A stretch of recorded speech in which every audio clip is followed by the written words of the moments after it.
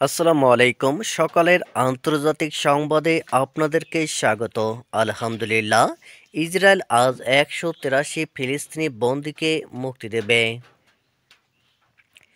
ইসরায়েলের কারাগারগুলোয় আটকে থাকা ফিলিস্তিনিদের মধ্যে আজ শনিবার ১৮৩ জনকে মুক্তি দেওয়া হবে।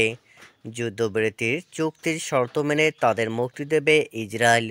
ফিলিস্তিনি বন্দীদের সংবাদ মাধ্যম দপ্তর নতুন এক বিবৃতিতে ১৮৩ জনকে মুক্তির বিষয়টি নিশ্চিত করেছে। বিবৃতিতে বলা হয়েছে, এই ১৮৩ ফিলিস্তিনি বন্দীর মধ্যে ১৮ জন যাবজ্জীবন কারাভোগ করেছিলেন, ৫৪ জনের বিরুদ্ধে দীর্ঘমেয়াদে কারাদণ্ড দেওয়া হয়েছিল, আর বাকি ১১ জনকে ২০২৩ সালের ৭ অক্টোবর গাজা যুদ্ধ শুরুর পর থেকে আটক করা হয়েছিল।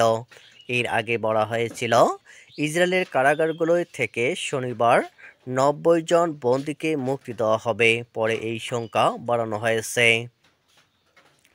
ফিলিস্তিনি বন্দীদের সোসাইটির মুখপাত্র আমানি সারাহনে বলেন, তথ্যটি হালনাগাদ করা হয়েছে। শনিবার ১৮৩ জন ফিলিস্তিনি বন্দীর মুক্তি করবে ইসরায়েল।